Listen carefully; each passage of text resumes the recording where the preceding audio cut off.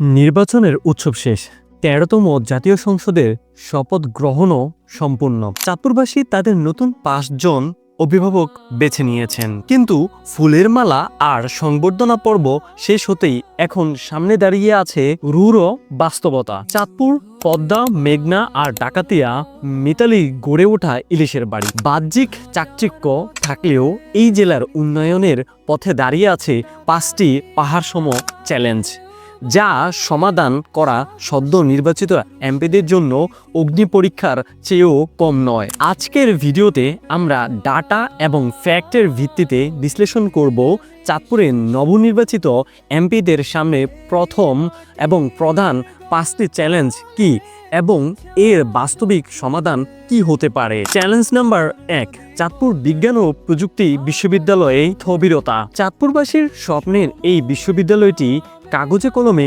অনুমোদন পেলেও এর নিজস্ব ক্যাম্পাস স্বপ্ন আজও অধরা। দুর্নীতি দমন কমিশনের তথ্য মতে বিশ্ববিদ্যালয়ের জন্য নির্ধারিত জমি অধিগ্রহণ ৩৫৯ কোটি টাকার জালিয়াতির অভিযোগ উঠেছিল বিগত সময়ে, যার ফলে বাতিল হয়ে যায় ল্যান্ড ইকুইজিশন। বর্তমানে একটি ভাড়া ভবনে ধুকিয়ে চলছে শিক্ষা কার্যক্রম।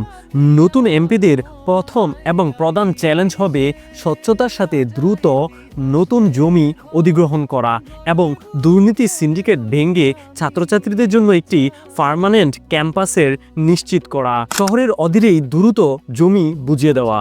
চ্যালেঞ্জ নাম্বার ২, চাঁদপুর মেডিকেল কলেজের ভূমি জটিলতা।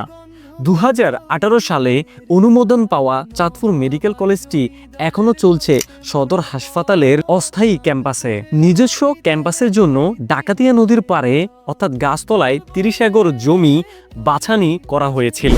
প্ল্যানিং কমিশনের রিপোর্ট তা নিচু জলাভূমি হিসেবে চিহ্নিত, যেখানে বালু ভরাট করতেই সরকারের গচ্ছা যাবে শত শত কোটি টাকা, যা পরিবেশের জন্য হুমকি। নতুন এমপিদের চ্যালেঞ্জ হলো নদীর পাড়ের বালু বাণিজ্যের স্বার্থ ত্যাগ করে শক্ত মাটিতে কলেজের জন্য সাশ্রয়ী ও টেকসই জায়গা নির্বাচন করা। ৩ নম্বর চ্যালেঞ্জ, নদী ভাঙ্গন ও শহর রক্ষা বাঁধ। চাঁদপুর শহর রক্ষা বাঁধের ৩.৬ কিলোমিটার এলাকা, বিশেষ করে পুরানবাজার, হরিসভা এবং রানাগোয়াল এলাকায় এখনও চরম ঝুঁকিতে, যদিও ৮২৮ কোটি টাকার একটি মেগা প্রকল্প চলমান, কিন্তু কাজের গতি অত্যন্ত ধীর। বর্ষা আসলেই জিওব্যাগ তেলা সনাতন পদ্ধতি আর চলবে না।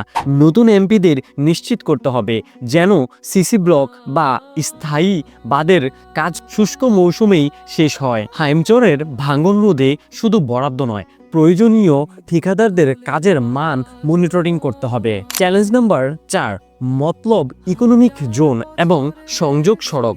মতলব উত্তরে প্রস্তাবিত চাঁদপুর ইকোনমিক জোন হতে পারে এই জেলার অর্থনৈতিক গেম চেঞ্জার, কিন্তু সমস্যা হলো এটি মেঘনার বুকে একটি চরে অবস্থিত, যার সাথে মূল ভূখণ্ডের কোনো সরাসরি যোগাযোগ বা সড়ক যোগাযোগ নেই।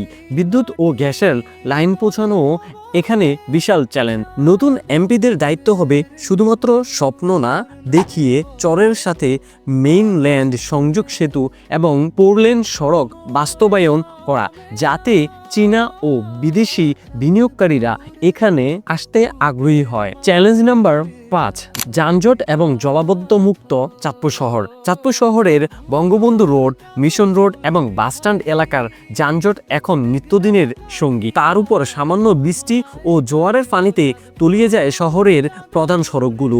অপরিকল্পিত ড্রেনেজ সিস্টেম এর মূল কারণ। পৌরসভার ও এমপিদের সমন্বয়ে একটি আধুনিক আরবান মাস্টার প্ল্যান তৈরি করতে হবে। শহরের বাইপাস রোডগুলো সচল করা এবং অটোরিকশার লাইসেন্স নিয়ন্ত্রণ করা এখন সময়ের দাবি।